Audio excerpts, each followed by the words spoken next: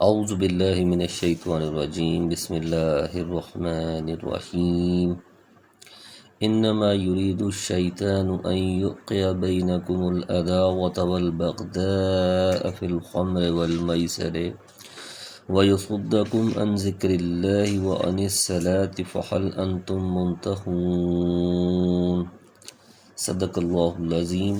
رب اشرح لی صدری ویسر لی امری واحلل عقدۃ من لسانی یفقہوا قولی واجعل لی وزیرا من اہلی آمین یا رب العالمین۔ فرمایا، شیطان تو یوں چاہتا ہے کہ شراب اور جوئے کے ذریعے سے تمہارے آپس میں عداوت اور بغض واقعہ کرا دے، اور اللہ تعالیٰ کی یاد سے اور نماز سے تم کو باز رکھے، سو اب بھی باز آ جاؤ۔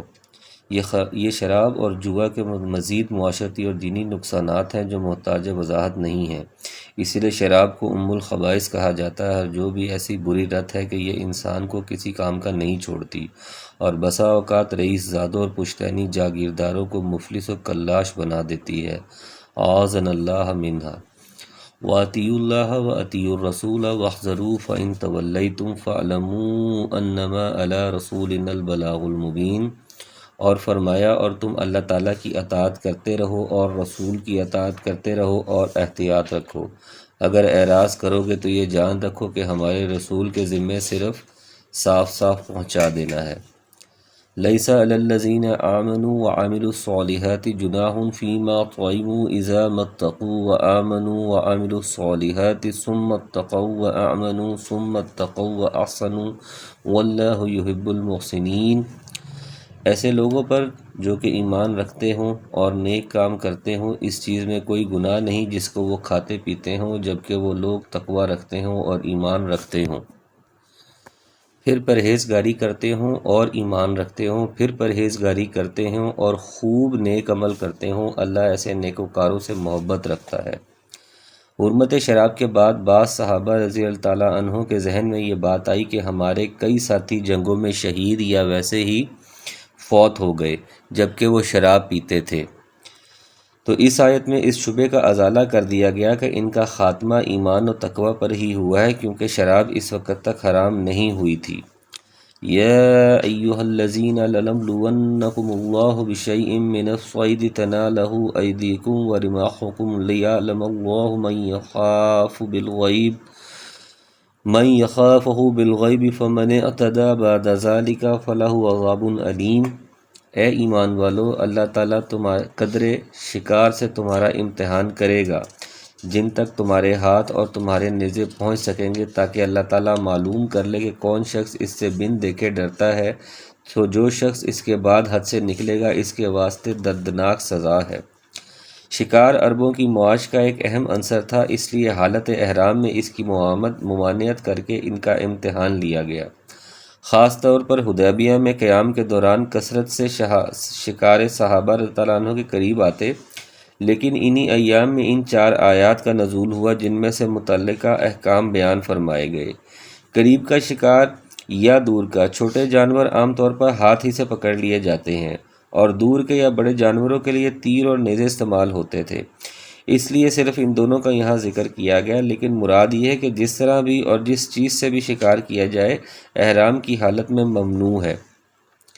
یا ایھا الذین آمنوا لا تقتلوا الصید وانتم حرم ومن قتلہ منکم متعمدا فجزاء مثل ما قتل من النعم یحکم بہ ذوی عدل منکم ہدیا بالغ الکعبہ او کفارۃ طعام مسکین او عدل ذلک صیاما لیذوق وبال امرہ عفا اللہ عما سلف ومن اعاد وینتقم اللہ منہ واللہ عزیز ذو انتقام۔ فرمایا، اے ایمان والو، وحشی شکار کو قتل مت کرو جبکہ تم حالت احرام میں ہو۔ امام شافعی نے اس سے مراد صرف ان جانوروں کا قتل لیا ہے جو معقول اللحم ہے، یعنی جو کھانے کے کام آتے ہیں۔ دوسرے بری جانوروں کا قتل وہ جائز قرار دیتے ہیں، لیکن جمہور علماء کے نزدیک اس میں کوئی تفریق نہیں، معقول اور غیر معقول دونوں قسم کے جانور اس میں شامل ہیں۔ البتہ ان موذی جانوروں کا قتل جائز ہے جس کا استثناء احادیث میں آیا ہے، اور وہ 5 ہیں: کوا، چیل، بچھو، چوہا اور باولا کتا۔ صحیح مسلم۔ حضرت نافع سے سانپ کے بارے میں سوال کیا گیا تو انہوں نے فرمایا اس کے قتل میں تو کوئی اختلاف ہی نہیں ہے۔ امام احمد اور امام مالک اور دیگر علماء نے بھیڑیے، درندے، چیتے اور شیر کو کلب عقور کاٹنے والے کتے میں شامل کر کے حالت احرام میں ان کے قتل کی بھی اجازت دی ہے۔ اور جو شخص تم میں سے اس کو جان بوجھ کر قتل کرے گا تو اس پر فدیہ واجب ہوگا جو کہ مساوی ہوگا اس جانور کے جس کو اس نے قتل کیا ہے، جس کا فیصلہ تم میں سے دو معتبر اشخاص کریں گے، خواہ وہ فدیہ خاص چوپایوں میں سے ہو جو نیاز کے طور پر کعبہ تک پہنچایا جائے اور خواہ کفارہ مساکین کو دے دیا جائے اور خواہ اس کے برابر روزے رکھ لیے جائیں تاکہ اپنے کیے کی شامت کا مزہ چکھے۔ اللہ تعالیٰ نے گزشتہ کو معاف کر دیا اور جو شخص پھر ایسی ہی حرکت کرے گا تو اللہ تعالیٰ انتقام لے گا اور اللہ زبردست ہے، حکمت لینے والا۔ جان بوجھ کر کے الفاظ سے بعض علماء نے یہ استدلال کیا ہے کہ بغیر ارادے کے یعنی بھول کر قتل کر دے تو اس کے لیے فدیہ نہیں ہے، لیکن جمہور علماء کے نزدیک بھول کر یا غلطی سے بھی قتل ہو جائے تو فدیہ واجب ہوگا۔ متعمدن کی قید غالب احوال کے اعتبار سے ہے، بطور شرط نہیں ہے۔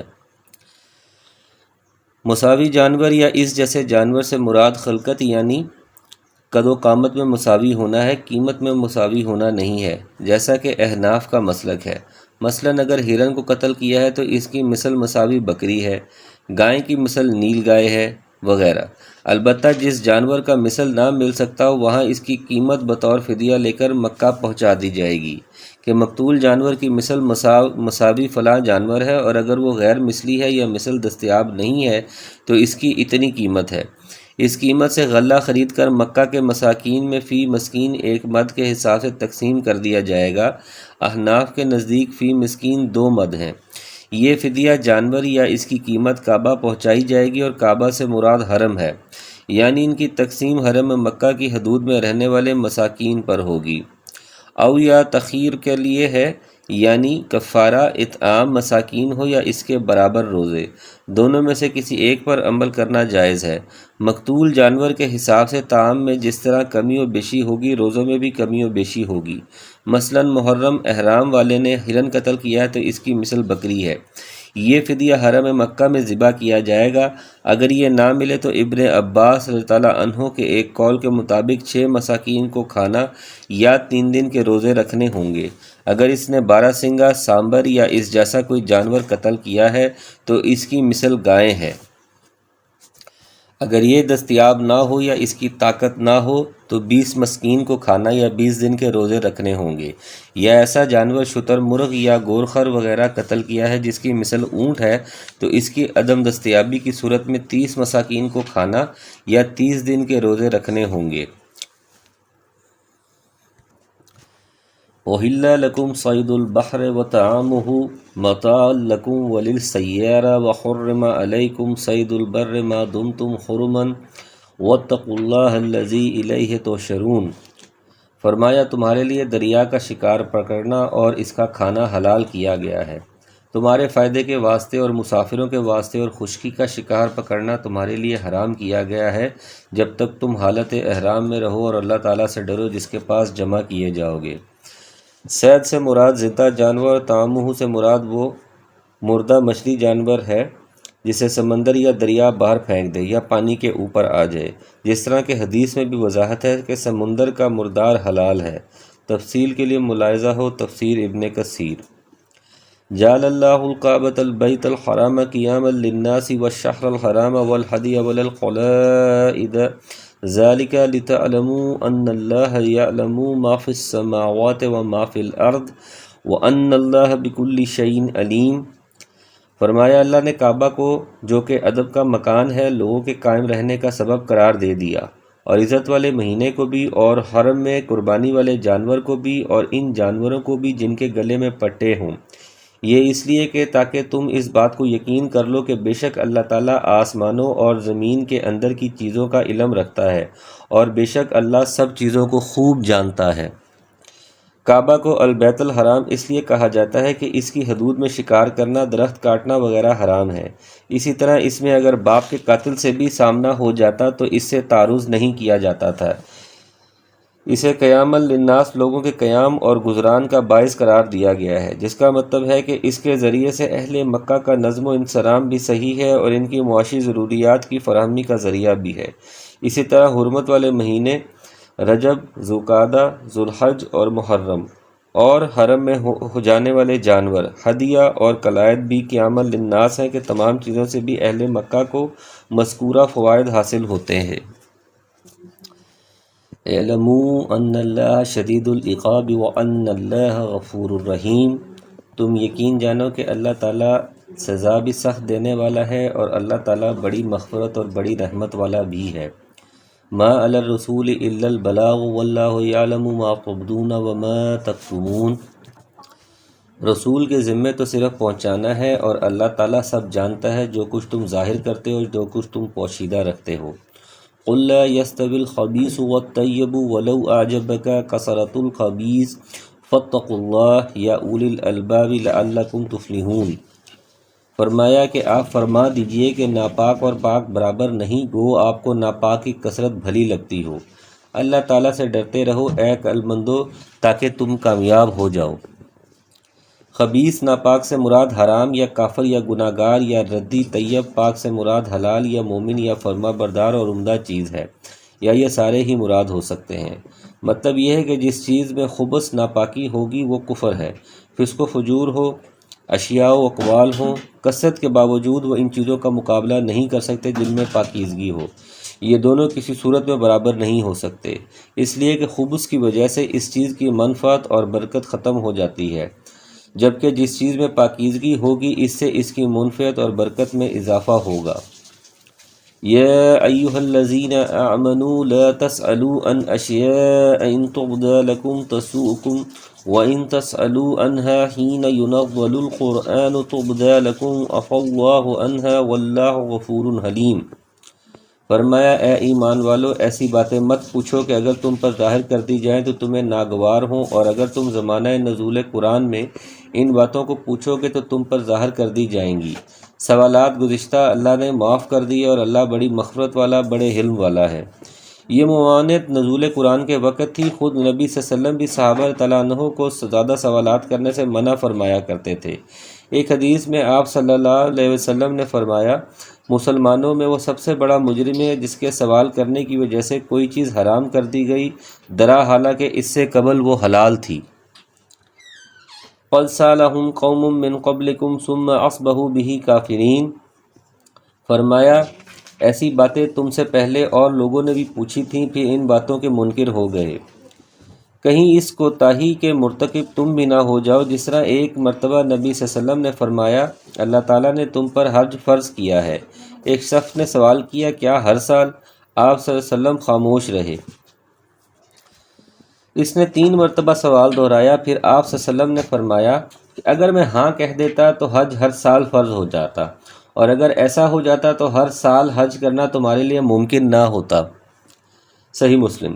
اس لیے بعض مفسرین نے عفا اللہ عنہا کا ایک مطلب یہ بھی بیان کیا ہے کہ جس چیز کا تذکرہ اللہ نے اپنی کتاب میں نہیں کیا ہے بس وہ ان چیزوں میں سے ہے جن کو اللہ تعالیٰ نے معاف فرما دیا ہے، بس تم بھی ان کی بابت خاموش رہو جس طرح وہ خاموش رہا۔ ایک حدیث میں نبی صلی اللہ علیہ وسلم نے اس مفہوم کو بئی الفاظ بیان فرمایا، یعنی صحیح مسلم، تمہیں جن چیزوں کی بابت نہیں بتایا گیا تم مجھ سے ان کی بابت سوال مت کرو، اس لیے کہ تم سے پہلی امتوں کی ہلاکت کا سبب ان کا کثرت سوال اور اپنے انبیاء سے اختلاف بھی تھا۔ ما جعل اللہ من بحیرۃ ولا سائبۃ ولا وصیلۃ ولا الحام ولکن الذین کفروا یفترون علی اللہ الکذب واکثرهم لا یعقلون، فرمایا اللہ تعالیٰ نے نہ بحیرہ کو مشروع کیا ہے اور نہ صائبہ کو اور نہ وسیلہ کو اور نہ حام کو، لیکن جو لوگ کافر ہیں وہ اللہ تعالیٰ پر جھوٹ لگاتے ہیں اور اکثر کافر عقل نہیں رکھتے۔ یہ ان جانوروں کی قسمیں ہیں جو اہل عرب اپنے بتوں کی نظر کر دیا کرتے تھے۔ ان کی مختلف تفسیریں کی گئی ہیں۔ حضرت سعید بن مسیب تعالیٰ عنہ سے صحیح بخاری میں اس کی تفسیر حسب ذیل نقل کی گئی ہے۔ بحیرہ وہ جانور جس کا دودھ دھونا چھوڑ دیا جاتا اور کہا جاتا کہ یہ بتوں کے لیے ہے، چنانچہ کوئی شخص اس کے تھنوں کو ہاتھ نہ لگائے۔ صائبہ وہ جانور جس سے بتوں کے لیے آزاد چھوڑ دیتے تھے، اسے نہ سواری کے لیے استعمال کرتے نہ بار برداری کے لیے۔ وسیلہ وہ اونٹنی جس سے پہلی مرتبہ مادہ پیدا ہوتی اور اس کے بعد پھر دوبارہ بھی مادہ ہی پیدا ہوتی، یعنی ایک مادہ کے بعد دوسری مادہ مل گئی، ان کے درمیان کسی نر سے تفریق نہیں ہوئی۔ ایسی اونٹنی کو بھی وہ بتوں کے لیے آزاد چھوڑ دیتے تھے، اور حام وہ نر اونٹ ہے جس کی نسل سے کئی بچے ہو چکے ہوتے اور نسل کافی بڑھ جاتی، تو اس سے بھی بار برداری یا سواری کا کام نہ لیتے اور بتوں کے لیے چھوڑ دیتے، اور اسے وہ حامی کہتے۔ اسی روایت میں یہ حدیث بھی بیان کی گئی ہے کہ سب سے پہلے بتوں کے جانور آزاد چھوڑنے والا شخص عمرو بن عامر خزاعی تھا۔ نبی صلی اللہ علیہ وسلم فرماتے ہیں کہ میں نے اسے جہنم میں انتڑیاں کھینچتے ہوئے دیکھا، صحیح بخاری۔ آیت میں کہا گیا ہے کہ اللہ تعالیٰ نے ان جانوروں کو اس طرح مشروع نہیں کیا ہے کیونکہ اس نے تو نظر و نیاز صرف اپنے لیے خاص کر رکھی ہے۔ بتوں کے لیے یہ نظر و نیاز کے طریقے مشرکوں نے ایجاد کیے ہیں، اور بتوں اور معبودان باطل کے نام پر جانور چھوڑنے اور نظر و نیاز پیش کرنے کا یہ سلسلہ آج بھی مشرکوں میں بلکہ بہت سے نام نہاد مسلمانوں میں بھی قائم و جاری ہے، اعاذنا اللہ منہ۔ وَإِذَا قِيلَ لَهُمْ تَعَالُوا إِلَى مَا أَنزَلَ اللَّهُ وَإِلَى الرَّسُولِ قَالُوا حَسْبُنَا مَا وَجَدْنَا عَلَيْهِ آبَاءَنَا أَوَلَوْ كَانَ آبَاؤُهُمْ لَا يَعْلَمُونَ شَيْئًا وَلَا يَهْتَدُونَ۔ فرمایا، اور جب ان سے کہا جاتا ہے کہ اللہ تعالیٰ نے جو احکام نازل فرمائے ہیں ان کی طرف اور اس رسول کی طرف رجوع کرو، تو کہتے ہیں کہ ہم کو وہی کافی ہے جس پر ہم نے اپنے آباء و اجداد کو پایا۔ کیا اگرچہ ان کے آباء و اجداد نہ کچھ سمجھتے رکھتے ہوں اور نہ ہدایت رکھتے ہوں؟ یا ایھا الذین آمنوا علیکم انفسکم لا یضرکم من ضل اذا اہتدیتم الی اللہ مرجعکم جمیعا فینبئکم بما کنتم تعملون۔ فرمایا، اے ایمان والو، اپنی فکر کرو، جب تم راہ راست پر چل رہے ہو تو جو شخص گمراہ رہے اس سے تمہارا کوئی نقصان نہیں، اللہ ہی کے پاس تم سب کو اکٹھا ہونا ہے، پھر وہ تم سب کو بتلا دے گا جو کچھ تم سب کرتے تھے۔ بعض لوگوں کے ذہن میں ظاہری الفاظ سے یہ شبہ پیدا ہوا کہ اپنی اصلاح اگر کر لی جائے تو کافی ہے، عمل بالمعروف و نہی عن المنکر ضروری نہیں ہے، لیکن یہ مطلب صحیح نہیں ہے، کیونکہ امر بالمعروف کا فریضہ بھی نہایت اہم ہے۔ اگر ایک مسلمان یہ فریضہ ہی ترک کر دے گا تو اس کا تارک ہدایت پر قائم رہنے والا کب رہے گا؟ جبکہ قرآن نے اذا اہتدیتم، جب تم خود ہدایت پر چل رہے ہو کی شرط عائد کی ہے۔ اسی لیے جب حضرت ابوبکر صدیق رضی اللہ عنہ کے علم میں یہ بات آئی تو انہوں نے فرمایا کہ لوگو، تم اس آیت کو غلط جگہ استعمال کر رہے ہو۔ میں نے تو نبی صلی اللہ علیہ وسلم کو فرماتے ہوئے سنا ہے کہ جب لوگ برائی ہوتے ہوئے دیکھ لیں اور اسے بدلنے کی کوشش نہ کریں تو قریب ہے کہ اللہ تعالیٰ انہیں اپنے عذاب کی گرفت میں لے لے گا، مسند احمد۔ اس لیے آیت کا صحیح مطلب یہ ہے کہ تمہارے سمجھانے کے باوجود اگر لوگ نیکی کا راستہ اختیار نہ کریں یا برائی سے باز نہ آئیں تو تمہارے لیے نقصان دہ نہیں ہے، جبکہ تم خود نیکی پر قائم اور برائی سے مجتنب ہو۔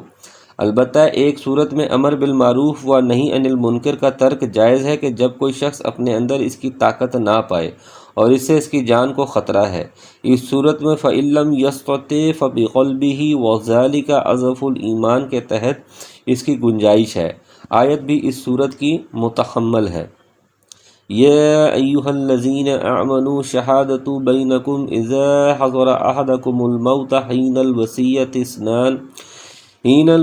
اثنان ذوا عدل منکم او آخران من غیرکم ان انتم ضربتم فی الارض فاصابتکم مصیبۃ الموت تحسبونہما من بعد الصلاة فیقسمان باللہ ان ارتبتم لا نشتری به ثمنا ولو کان ذا قربا ولا نکتم شہادۃ اللہ انا اذا لمن الآثمین۔ فرمایا، اے ایمان والو، تمہارے آپس میں دو شخص کا گواہ ہونا مناسب ہے جبکہ تم میں سے کسی کو موت آنے لگے اور وصیت کرنے کا وقت ہو۔ وہ دو اشخاص ایسے ہوں کہ دیندار ہوں، خواہ تم میں سے ہوں یا غیر لوگوں میں سے۔ دو اشخاص ہوں، اگر تم کہیں سفر میں گئے ہو اور تمہیں موت آ جائے، اگر تم کو شبہ ہو تو ان دونوں کو بعد نماز روک لو، پھر دونوں اللہ کی قسم کھائیں کہ ہم نے اس قسم کے عوض کوئی نفع نہیں لینا چاہتے، اگرچہ کوئی قرابت دار بھی ہو، اور اللہ تعالیٰ کی بات کو ہم پوشیدہ نہ کریں گے، ہم اس حالت میں سخت گناہگار ہوں گے۔ تم میں سے ہوں کا مطلب بعض نے یہ بیان کیا کہ مسلمانوں میں سے، اور بعض نے کہا ہے موذی وصیت کرنے والے کے قبیلے سے ہوں۔ اسی طرح آخرانی من غیرکم میں دو مفہوم ہوں گے، یعنی من غیرکم سے مراد یا غیر مسلم اہل کتاب ہوں گے یا موسی کے قبیلے کے علاوہ کسی اور قبیلے سے۔ یعنی سفر میں کوئی ایسا شخص شدید بیمار ہو جائے کہ جس سے زندگی بچنے کی امید نہ ہو تو وہ سفر میں دو عادل گواہ بنا کر جو وصیت کرنا چاہے کر دے۔ یعنی مرنے والے موسی کے ورثاء کو شک پڑ جائے کہ ان اوصیاء نے مال میں خیانت یا تبدیلی کی ہے تو وہ نماز کے بعد یعنی لوگوں کی موجودگی میں ان سے قسم لیں اور وہ قسم کھا کے کہیں ہم اپنے قسم کے عوض دنیا کا کوئی فائدہ حاصل نہیں کر رہے ہیں، یعنی جھوٹی قسم نہیں کھا رہے ہیں۔ فَإِنْ أُصِرَ عَلَىٰ أَنَّهُمَا اسْتَحَقَّا إِثْمًا فَآخَرَانِ يَقُومَانِ مَقَامَهُمَا مِنَ الَّذِينَ اسْتَحَقَّ عَلَيْهِمُ الْأَوَّلَيْنِ فَيُقْسِمَانِ بِاللَّهِ لَشَهَادَتُنَا أَحَقُّ مِنْ شَهَادَتِهِمَا مَا اعْتَدَيْنَا إِنَّا إِذًا لَّمِنَ الظَّالِمِينَ۔ پھر فرمایا پھر اگر اس کی اطلاع ہو کہ وہ دونوں گواہ کسی گناہ کے مرتکب ہوئے ہیں تو ان لوگوں میں سے جن کے مقابلے میں گناہ کا ارتکاب ہوا تھا اور دو شخص جو سب میں قریب تر ہیں جہاں وہ دونوں کھڑے ہوئے تھے یہ دونوں کھڑے ہوں، پھر دونوں اللہ کی قسم کھائیں کہ بالیقین ہماری یہ قسم ان دونوں کی اس قسم سے زیادہ راست ہے اور ہم نے ذرا تجاوز نہیں کیا، ہم اس حالت میں سخت ظالم ہوں گے۔ یعنی جھوٹی قسمیں کھائیں۔ اولیان سے اولا کا تثنیہ ہے، مراد ہے میت یعنی موسی وصیت کرنے والے کے قریب ترین دو رشتہ دار۔ من الذین استحق علیہم کا مطلب یہ ہے کہ جن کے مقابلے میں گناہ کا ارتکاب ہوا تھا، یعنی جھوٹی قسم کا ارتکاب کر کے ان کا ملنے والا مال ہڑپ کر لیا تھا۔ الاولیاء نے یہ یا تو ہما مبتدا محذوف کی خبر ہے یا یقومان یا آخران کی ضمیر سے بدل ہے، یعنی یہ دو قریبی رشتہ دار ان کی جھوٹی قسموں کے مقابلے میں اپنی قسم دیں گے۔ ذالک ادنی ان یاتوا بالشہادۃ علی وجہہا او یخافوا ان ترد ایمان بعد ایمانہم واتقوا اللہ واسمعوا واللہ لا یہدی القوم الفاسقین۔ یہ قریب ذریعہ ہے اس امر کا کہ وہ لوگ واقعہ کو ٹھیک طور پر ظاہر کریں یا اس بات سے ڈر جائیں کہ ان سے قسمیں لینے کے بعد قسمیں الٹی پڑ جائیں گی، اور اللہ تعالیٰ سے ڈرو اور سنو، اور اللہ تعالیٰ فاسق لوگوں کو ہدایت نہیں کرتا۔ اس فائدے کا ذکر ہے جو اس حکم میں پنہا ہے جس کا ذکر یہاں پہ کیا گیا ہے، وہ یہ کہ یہ طریقہ اختیار کرنے میں اوصیاء صحیح طور پر گواہی دیں گے، کیونکہ انہیں خطرہ ہوگا کہ اگر ہم نے خیانت یا دروغ گوئی یا تبدیلی کا ارتکاب کیا تو کارروائیاں خود ہم پر الٹ سکتی ہیں۔ اس واقعے کی شان نزول میں بدیل بن ابی مریم کا واقعہ بیان کیا جاتا ہے کہ وہ شام کی تجارت کی غرض سے گئے، وہاں بیمار اور قریب المرگ ہو گئے۔ ان کے پاس سامان اور چاندی کا ایک پیالہ تھا جو انہوں نے دو عیسائیوں کے سپرد کر کے اپنے رشتہ داروں تک پہنچانے کی وصیت کر دی اور خود فوت ہو گئے۔ یہ دونوں وصی جب واپس آئے تو پیالہ تو انہوں نے بیچ کر پیسے آپس میں تقسیم کر لیے اور باقی سامان ورثاء کو پہنچا دیا۔ سامان میں ایک رکا بھی تھا کہ جس میں سامان کی فہرست تھی، جس کی روح سے چاندی کا پیالہ گم تھا۔ ان سے کہا گیا تو انہوں نے جھوٹی قسم کھا لی، لیکن بعد میں پتہ چل گیا کہ وہ پیالہ انہوں نے فلاں صراف کو بیچا ہے، چنانچہ انہوں نے ان غیر مسلموں کے مقابلے میں قسمیں کھا کر ان سے پیالے کی رقم وصول کی۔ یہ روایت تو سنداً ضعیف ہے، تاہم ایک دوسری سند سے حضرت ابن عباس تعالیٰ عنہ سے بھی مختصراً یہ مروی ہے جسے علامہ البانی نے صحیح قرار دیا ہے۔ یوم یجمع اللہ الرسول فیقول ماذا اجبتم قالوا لا علم لنا انک انت علام الغیوب۔ فرمایا جس روز اللہ تعالیٰ تمام پیغمبروں کو جمع کرے گا پھر ارشاد فرمائے گا کہ تم کو کیا جواب ملا تھا، وہ عرض کریں گے کہ ہم کو کچھ خبر نہیں، تو ہی بے شک پوشیدہ باتوں کو پورا کر کے جاننے والا ہے۔ انبیاء علیہم السلام کے ساتھ ان کی قوموں نے اچھا یا برا جو بھی معاملہ کیا اس کا علم تو یقیناً انہیں ہوگا، لیکن وہ اپنے علم کے نفی یا تو محشر کی ہولناکیوں اور اللہ جل جلالہ کی ہیبت و عظمت کی وجہ سے کریں گے، یا اس کا تعلق ان کی وفات کے بعد کے حالات سے ہے۔ علاوہ ازیں باطنی امور کا علم تو کلیتاً صرف اللہ ہی کو ہے، اس لیے وہ کہیں گے علام الغیوب تو ہی ہے نہ کہ ہم۔ اس سے معلوم ہوا کہ انبیاء اور رسل عالم الغیب نہیں ہوتے، عالم الغیب صرف اور صرف ایک اللہ تعالیٰ کی ذات ہے۔ انبیاء کو جتنا کچھ بھی علم ہوتا ہے اولاً تو اس کا تعلق ان امور سے ہوتا ہے جو فرائض رسالت کی ادائیگی کے لیے ضروری ہوتے ہیں، ثانیاً ان سے بھی ان کو بذریعہ وحی ہی آگاہ کیا جاتا ہے، حالانکہ عالم الغیب وہ ہوتا ہے جس کو ہر چیز کا علم ذاتی طور پر ہو، نہ کہ کسی کے بتلانے پر۔ جس کو بتلانے پر کسی چیز کا علم حاصل ہو اسے عالم الغیب نہیں کہا جاتا، نہ وہ عالم الغیب ہوتا ہے۔ فَافْهَمْ وَتَدَبَّرْ وَلَا تَكُنْ مِنَ الْغَافِلِينَ اذ قال الله يا عيسى ابن مريم اذكر نعمتي عليك وعلى والدتك اذ أيدتك بروح القدس تكلم الناس في المهد وكهلا وإذ علمتك الكتاب والحكمة والتوراة والإنجيل وإذ تخلق من الطين كحية الطير بإذني فتنفخ فيها فتكون طيرا بإذني وتبرئ الأكمه والأبرص بإذني وَإِذْ تُخْرِجُ الْمَوْتَ بِإِذْنِي وَإِذْ كَفَفْتُ بَنِي إِسْرَائِيلَ عَنْكَ إِذْ جِئْتَهُم بِالْبَيِّنَاتِ فَقَالَ الَّذِينَ كَفَرُوا مِنْهُمْ إِنْ هَذَا إِلَّا سِحْرٌ مُبِينٌ۔ اور فرمایا جبکہ اللہ تعالیٰ ارشاد فرمائے گا کہ اے عیسیٰ ابن مریم، میرا انعام یاد کرو جو تم پر اور تمہاری والدہ پر ہوا جب میں نے تم کو روح القدس سے تائید دی، تم لوگوں سے کلام کرتے تھے، گود میں بھی تھے۔ اس سے مراد حضرت جبرائیل علیہ السلام ہے، جیسا کہ سورہ بقرہ کی آیت نمبر 87 میں گزرا۔ گود میں اس وقت کلام کیا جب حضرت مریم علیہم السلام اپنے اس نومولود بچے یعنی عیسیٰ کو لے کر اپنی قوم میں آئیں اور انہوں نے اس بچے کو دیکھ کر تعجب کا اظہار اور اس کی بابت استفسار کیا، تو اللہ کے حکم سے حضرت عیسیٰ علیہ السلام نے شیر خوارگی کے عالم میں کلام کیا، اور بڑی عمر میں کلام سے مراد نبوت سے سرفراز ہونے کے بعد دعوت و تبلیغ ہے۔ بڑی عمر میں بھی جبکہ تم کو کتاب اور حکمت کی اور تورات اور انجیل کی تعلیم دی۔ اس کی وضاحت سورہ آل عمران کی آیت نمبر 48 میں گزر چکی ہے۔ اور جبکہ تم میرے حکم سے گارے سے ایک شکل بناتے تھے جیسے پرندے کی شکل ہوتی ہے، پھر تم اس کے اندر پھونک مار دیتے تھے جس سے وہ پرندہ بن جاتا تھا میرے حکم سے، اور تم اچھا کر دیتے تھے مادرزاد اندھے کو اور کوڑی کو میرے حکم سے۔ یعنی ان معجزات کا ذکر بھی مذکورہ صورت کی آیت نمبر 49 میں گزر چکا ہے۔ جبکہ میں نے بنی اسرائیل کو تم سے باز رکھا جب تم ان کے پاس دلیلیں لے کر آئے تھے۔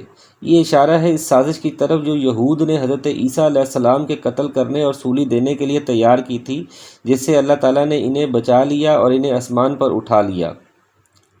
پھر ان میں جو کافر تھے انہوں نے کہا تھا کہ بجز کھلے جادو کے یہ اور کچھ نہیں ہے۔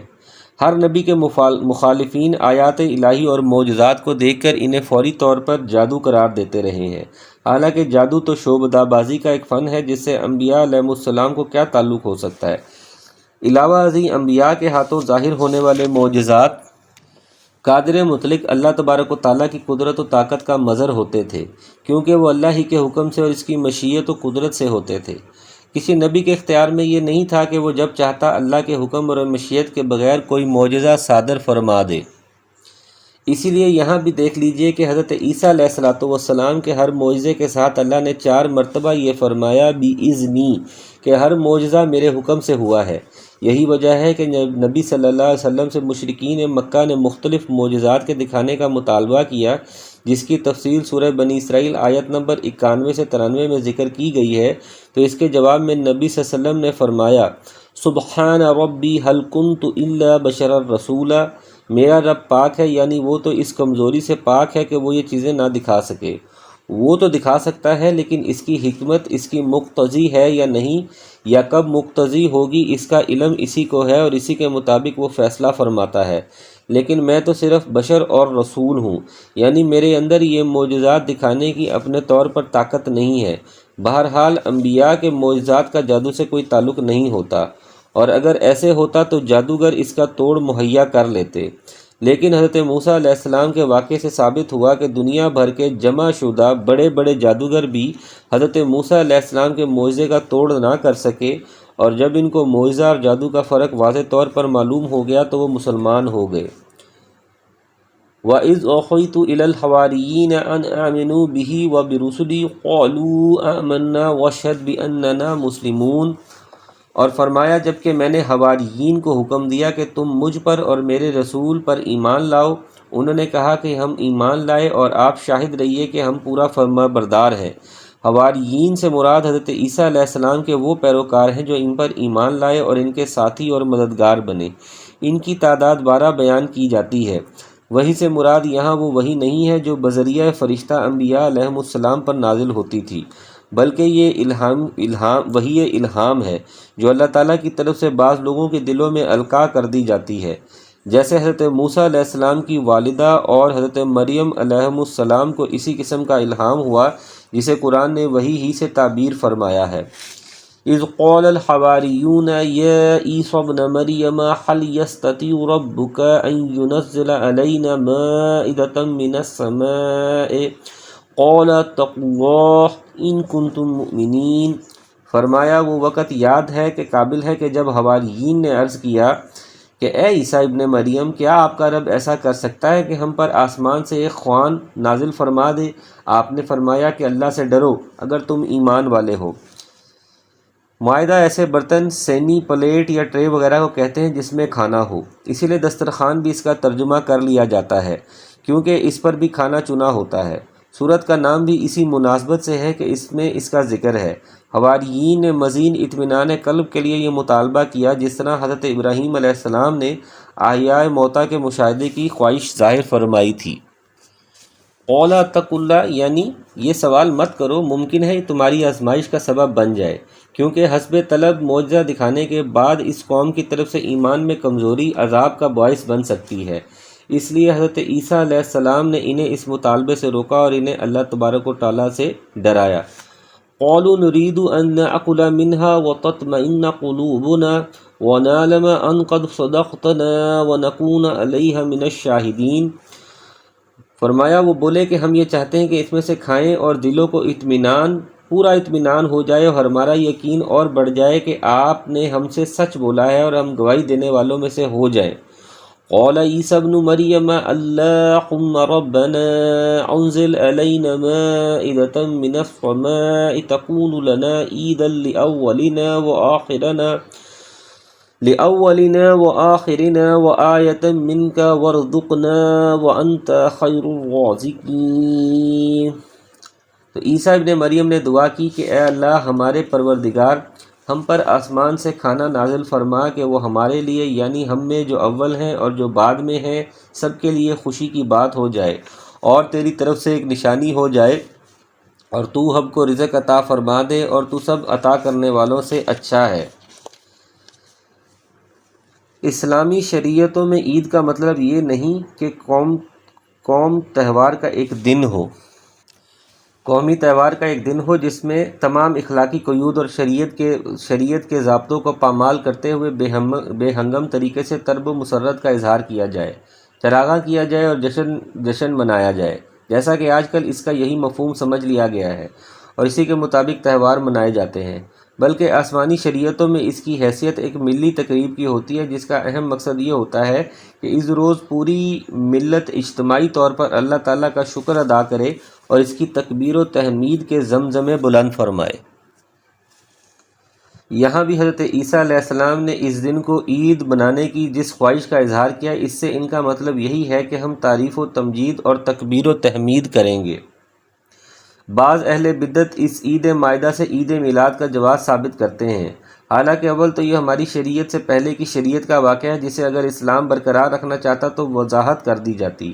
دوسرے، یہ پیغمبر کی زبان سے عید بنانے کی خواہش کا اظہار ہوا تھا اور پیغمبر بھی اللہ کے حکم سے شرعی احکام بیان کرنے کا مجاز ہوتا ہے۔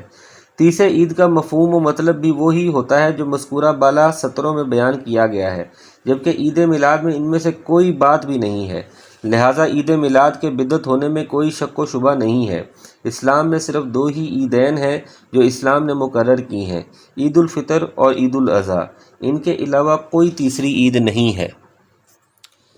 قال اللہ انی منزلها علیکم فمن یکفر بعد منکم فانی اعذبہ عذابا لا اعذبہ احدا من العالمین۔ فرمایا حق تعالیٰ نے کہ میں تم میں وہ کھانا تم لوگوں پر نازل کرنے والا ہوں، پھر جو شخص تم میں سے اس کے بعد ناحق شناسی کرے گا تو میں اس کو ایسی سزا دوں گا کہ وہ سزا دنیا جہان والوں میں سے کسی کو نہ دوں گا۔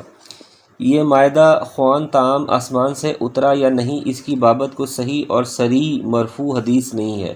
جمہور علماء امام شوکانی اور امام ابن جریر طبری سمیت اس کے نزول کے قائل ہیں، اور ان کا استدلال قرآن کے الفاظ انی منزلھا علیکم سے ہے کہ یہ اللہ کا وعدہ ہے جو یقیناً سچا ہے، لیکن اسے اللہ کی طرف سے یقینی وعدہ قرار دینا اس لیے صحیح نہیں معلوم ہوتا کہ اگلے الفاظ میں فَمَن یکفر اس وعدے کو مشروط ہونے کو ظاہر کرتے ہیں۔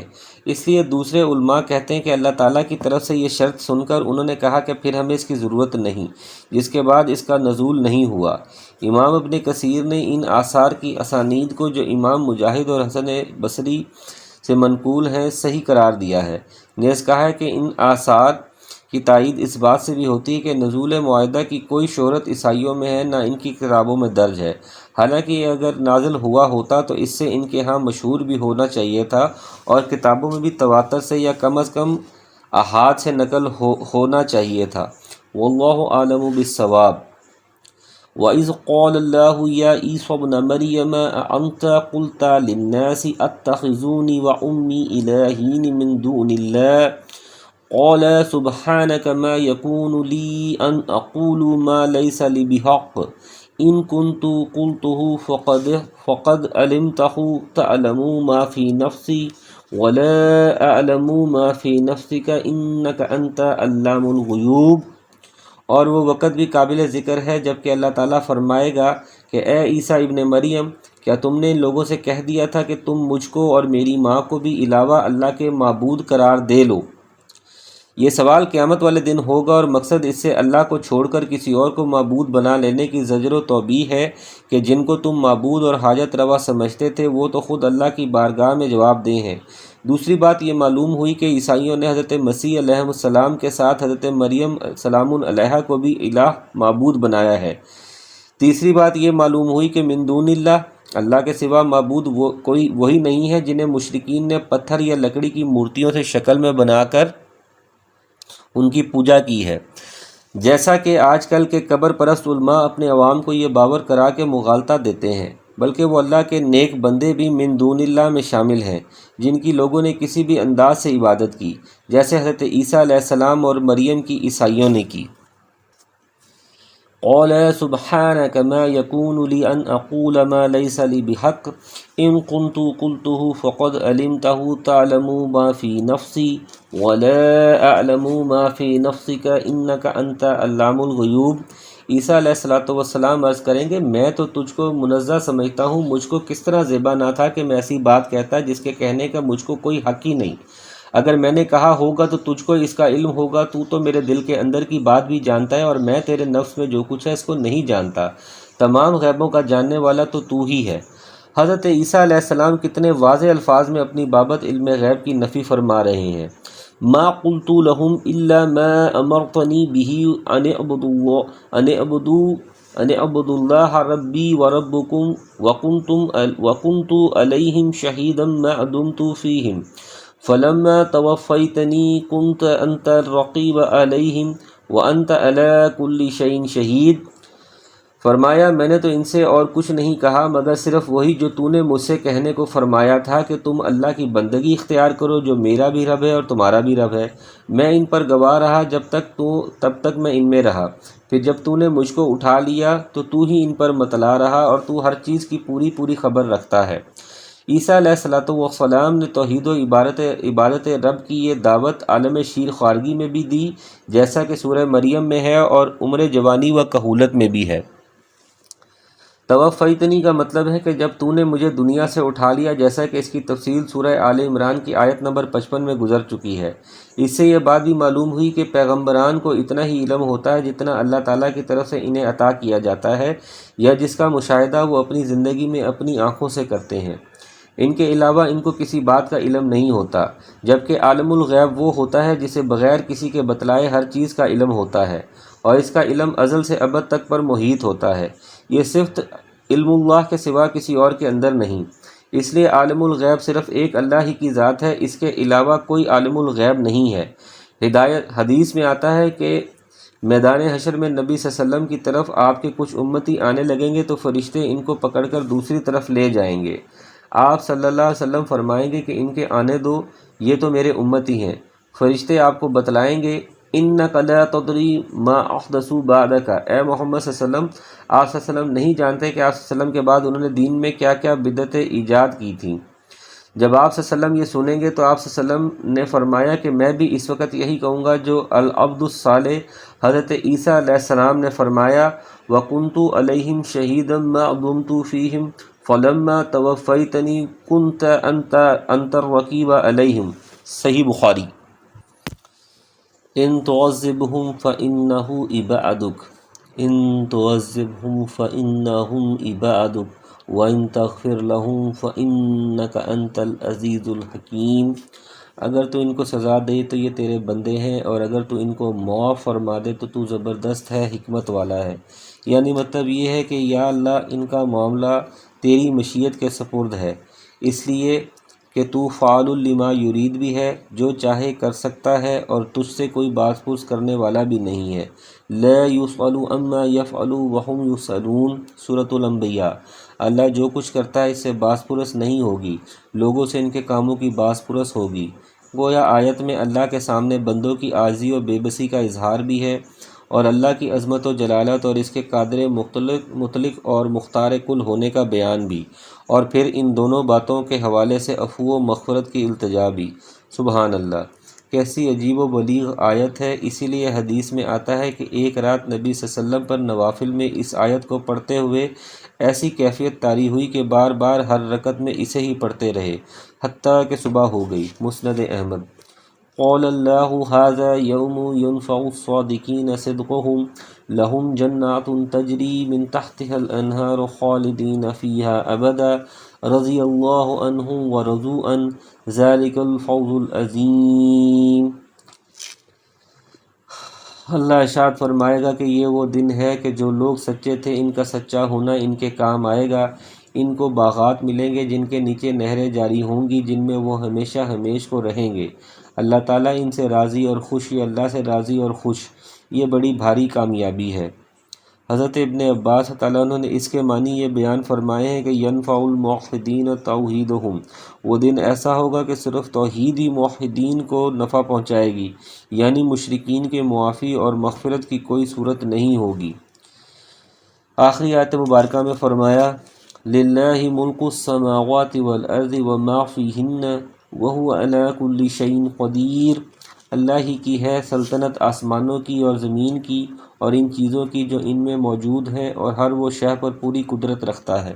اللہ تبارک و تعالی ہمیں صحیح طور پر اپنے اوپر ایمان لانے کی توفیق عطا فرمائے اور ہمیں اپنے رستے پہ چلنے کی توفیق عطا فرمائے۔ وما علینا الا البلاغ المبین۔ صدق اللہ العظیم۔